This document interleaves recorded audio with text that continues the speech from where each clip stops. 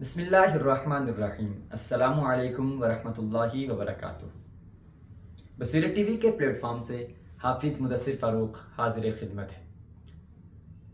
علامہ اقبال رحمۃ اللہ تعالی علیہ نے حضرت علی المرتضیٰ کرم اللہ تعالی وجہ الکریم کو خراج عقیدت و محبت پیش کرتے ہوئے انتہائی خوبصورت انداز اختیار فرمایا ہے۔ کبھی آپ مسلمانوں کو حضرت علی رضی اللہ تعالیٰ عنہ جیسا فخر اختیار کرنے کی تعلیم دیتے ہیں تو کہیں حضرت علی رضی اللہ تعالیٰ عنہ کی شجاعت اور بہادری اپنانے کا درس دیتے نظر آتے ہیں۔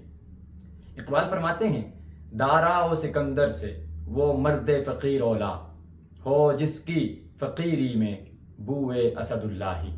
اور کہیں فرماتے ہیں، قبضے میں یہ تلوار بھی آ جائے تو مومن یا خالد جانباز یا حیدر کرار۔ حضرت عبداللہ بن عباس رضی اللہ تعالی عنہ سیدنا علی المرتضیٰ کرم اللہ تعالی وجہ الکریم کے بارے میں فرماتے ہیں کہ حضرت علی کو اللہ تعالیٰ نے 4 ایسی خصوصیات عطا فرمائی ہیں جو حضرت علی کے علاوہ کسی اور کو نہیں عطا کی گئی۔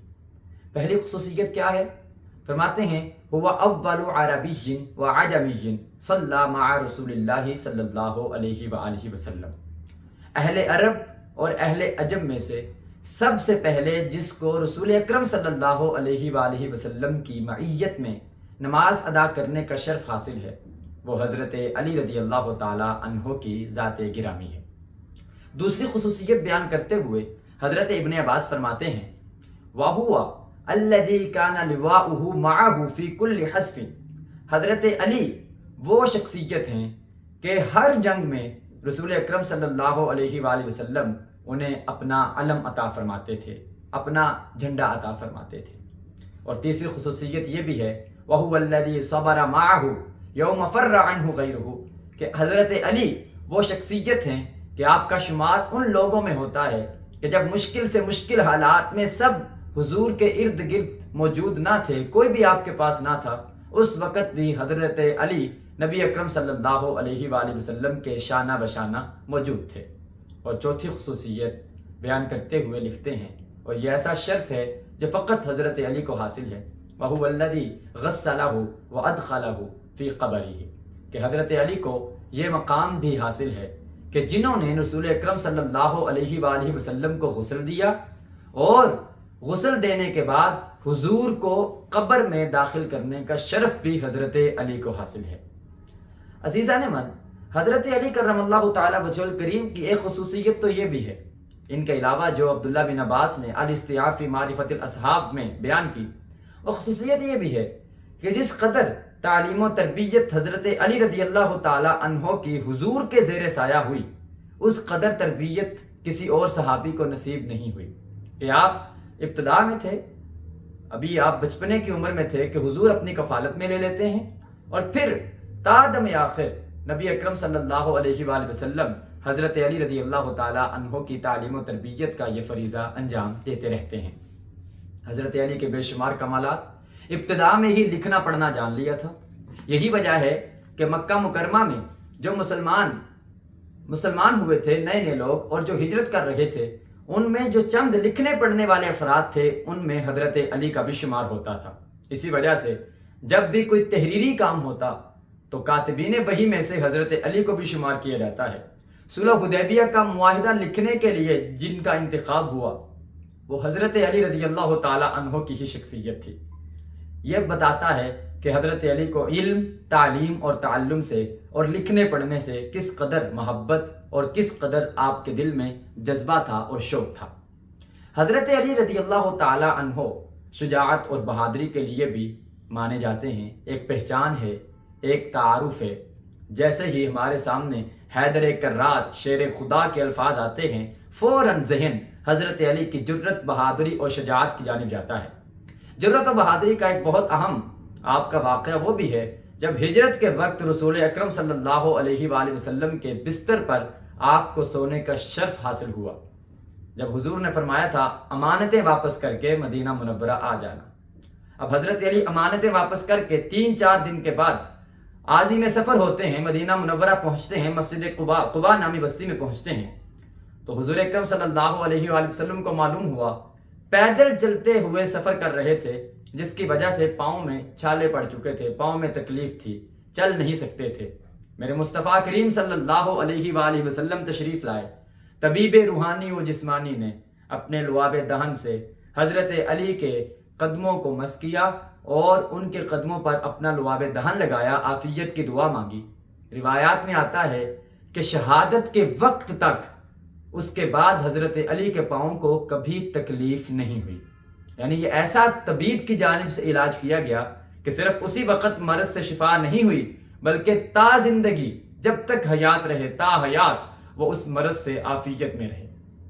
حضرت علی رضی اللہ تعالی عنہ کو 19 رمضان المبارک کو شہید کیا گیا، شہید کرنے کے لیے حملہ کیا گیا، اور کوفہ کی مسجد میں عین نماز فجر میں حضرت علی رضی اللہ تعالی عنہ پر حملہ ہوا۔ عبد الرحمن ابن ملجم نامی ایک بدبخت نے حضرت علی رضی اللہ تعالی عنہ پر حملہ کیا، جو کہ محراب کے پیچھے چھپا بیٹھا تھا۔ لیکن یہاں بھی حیدر کرار کا حسن سلوک سامنے آتا ہے۔ آپ جب ہوش میں آئے تو پوچھا مجھ پر حملہ کرنے والے کا نام کیا ہے، بتایا گیا تو آپ نے فرمایا کہ اس پر سختی نہ کرنا، اس کو سزا نہ دینا، اور اس کے ساتھ وہی سلوک کرنا جو قیدیوں کے ساتھ سلوک کرنے کا میرے مصطفیٰ نے درس دیا ہے، جو خود کھانا وہ اس کو کھلانا، جو خود پہننا وہ اس کو پہنانا۔ پھر فرمایا اگر مجھے شفا مل گئی، میں زندہ رہا اور اس زخموں سے میری شہادت کا فیصلہ نہ ہوا اور میں زندگی مجھے نصیب ہوئی، تو اس کا اختیار میرے اوپر ہے کہ میں اسے چاہوں تو معاف کروں، چاہوں تو سزا دوں۔ لیکن اگر میں دنیا سے رخصت ہو جاؤں تو انتقام لینے کے لیے تم لوگوں نے اسے صرف ایک ضرب لگانی ہے، ایک وار کرنا ہے، کیونکہ اس نے بھی مجھ پر ایک وار کیا ہے۔ اب اس وار سے یہ زندہ بچ جائے، یہ اس کی قسمت، یہ مر جائے، وہ بھی اس کے ساتھ فیصلہ ہوگا۔ اس کے اعضاء کو قطع نہ کرنا۔ یعنی اپنے آخری وقت میں بھی آپ یہ تعلیمات دے رہے ہیں اہل زمانہ کو، گویا بتا رہے ہیں کہ بہادری صرف یہ نہیں ہوتی کہ آپ دوسرے پر غلبہ پا لیں، اس پر قابو پا لیں، بلکہ بہادری یہ بھی ہوتی ہے کہ آپ سخت سے سخت حالات میں بھی اپنے اعصاب پر قابو کیسے پاتے ہیں، اپنے جذبات کو کنٹرول کیسے کرتے ہیں، یہ بھی بہادری ہے۔ اسی لیے تو حضور نے فرمایا تھا کہ سب سے بڑا بہادر وہ ہے جو اپنے غصے پر قابو پا لیتا ہے، اور اسی لیے حضرت علی رضی اللہ تعالی عنہ کو حیدر کرار کہا جاتا ہے، شیر خدا کہا جاتا ہے، کیونکہ آپ اپنی بہادری پر اس طرح سے آپ بہادر تھے کہ غصے پر بھی قابو تھا، اعصاب پر بھی قابو تھا، اور آپ پورے کے پورے انصاف اور عدل کے تقاضوں کو پورا کرنے والے تھے۔ حضرت علی کرم اللہ تعالی وجہ الکریم کی زندگی ہمارے لیے بے شمار پہلوؤں کو لیے ہوئے ہے، اسوہ کاملہ ہے ہمارے لیے حضرت علی رضی اللہ تعالی عنہ کی زندگی میں۔ علامہ اقبال رحمۃ اللہ تعالی علیہ نے اسرار خودی میں حضرت علی المرتضیٰ کرم اللہ تعالی وجہ الکریم کو انتہائی منفرد انداز میں خراج عقیدت پیش کیا ہے۔ آپ فرماتے ہیں مسلم اول شہ مرداں علی، مسلم اول شہ مرداں علی، عشق را سرمایہ ایمان علی۔ فرماتے ہیں کہ پہلے مسلمان مردوں میں سے اسلام قبول کرنے والے اور تمام انسانوں کے لیے شاہ یعنی بادشاہ کا کردار رکھنے والی شخصیت کو حضرت علی کے نام سے جانا جاتا ہے، اور عشق کے لیے اگر ایمان کا سرمایہ ہے تو وہ حضرت علی رضی اللہ تعالی عنہ کی ذات ہے۔ اسی طرح اقبال فرماتے ہیں ذات او دروازہ شہر علوم، کہ آپ کی ذات وہ علم نہیں بلکہ علوم، تمام کے تمام علوم کے لیے، ان کے شہر کے لیے دروازے کی حیثیت رکھتی ہے۔